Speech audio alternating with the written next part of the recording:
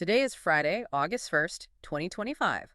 Welcome to This Week in Natural Refrigerants News, where we recap the top stories on naturalrefrigerants.com. This podcast is generated and read by artificial intelligence and may contain pronunciation errors. We're your hosts, AT. And MO. And the articles for today's podcast were organized by naturalrefrigerants.com's managing editor and written by its writers. You can find links to each article in the show notes.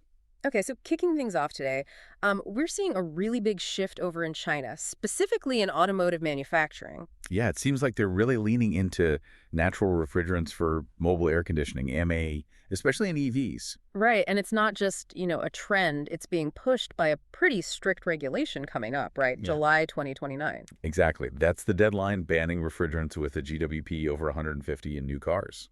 So it's forcing their hand in a good way. So who are the main players we're seeing make moves already? Well, there are quite a few, actually. Dongfeng, for instance, they're piloting a CO2, that's R744-based AC system with UNIDO. And Shanghai Highly, they're in a joint venture developing R290 thermal management systems. R290 in cars. Interesting. Yeah, and get this, they're claiming stable EV startup down to minus 40 degrees Celsius or minus 40 Fahrenheit. Wow.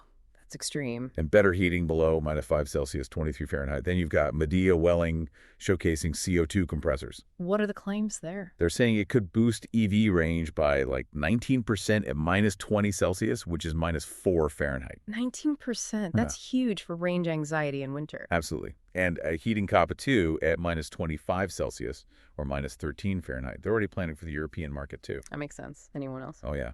Megmeet, Molly, CCAG. Yeah. They're all active. Developing R290 and CO2 modules, integrated heat pumps that recycle waste heat.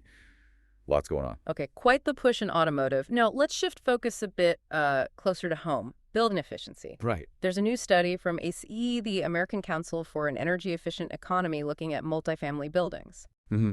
And they've pinpointed window-mounted heat pumps as the lowest cost way to decarbonize these big buildings that currently use central fossil fuel systems. Lowest cost is always appealing. How low are we talking? Well, the study found an average life cycle cost around $14,500 per apartment, which, considering the alternatives. That sounds pretty competitive. Is this theoretical, or are we seeing it in practice? Oh, it's happening. There's a pilot project with NYCHA, the New York City Housing Authority.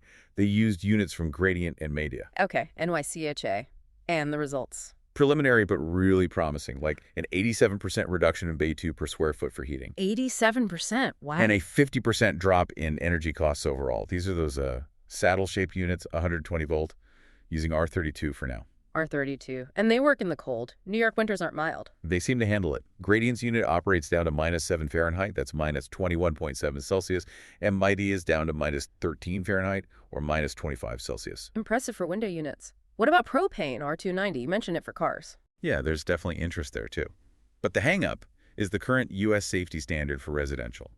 It caps the R290 charge at just 114 grams. Ah, right. That's tiny for a space heating application. Exactly. It's a real bottleneck. But AHRE is actively studying it, looking at potentially raising that limit significantly, maybe up to 4.9 kilograms. Okay, something to watch. Let's pivot internationally again. Nihon Netsujin Systems in Japan. Right. They're making some serious moves with CO2 R744 refrigeration, particularly in Southeast Asia. Southeast Asia. That means high ambient temperatures. How are CO2 systems holding up there? Apparently really well.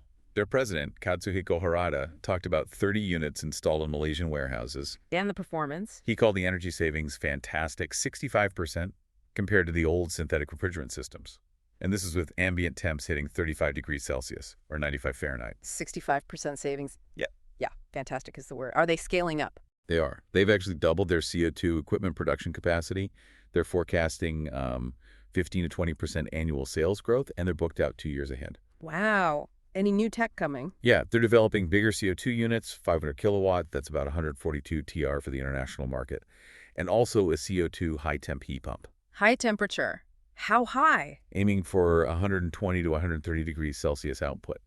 So 248 to 266 Fahrenheit.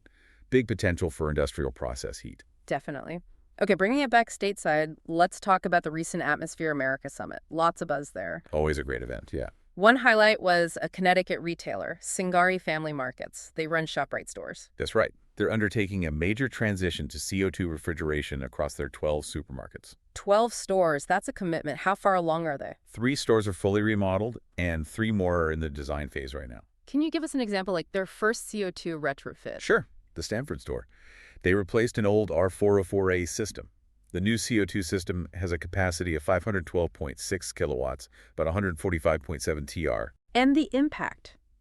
Energy savings.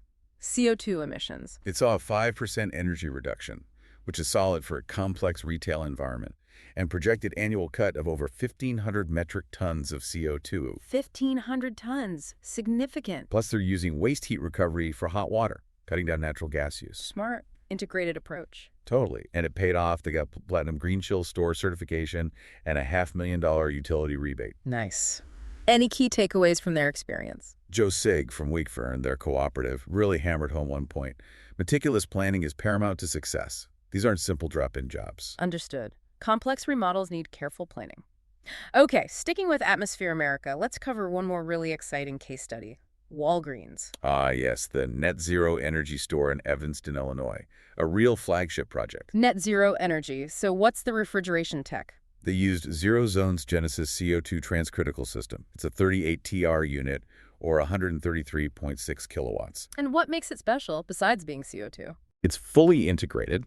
It handles low temp and medium temp refrigeration, the store's air conditioning, space heating, and hot water, all from one system. One system does everything. How is it powered? Mostly on-site renewables, solar panels, wind turbines, and importantly, geothermal wells. Geothermal. Well, interesting link there. What did that do for energy use? It dropped dramatically. A typical Walgreens might use around 780 kilowatt hours a day. This store, about 269. Wow. Huge difference. And 94% of that 269 kilowatt comes from those on-site renewables. The geothermal helps a lot with efficiency, allowing lower gas cooler pressures. Makes sense. So Zero Zone is scaling this. Oh, yeah. They've done over 500 transcritical CO2 installs across the U.S. This Walgreens store isn't just operational, it's also, an educational showcase for the tech. A living lab, essentially. Fantastic examples this week. Really shows the momentum across different sectors. This is AT, and this has been the Week in Natural Refrigerant News.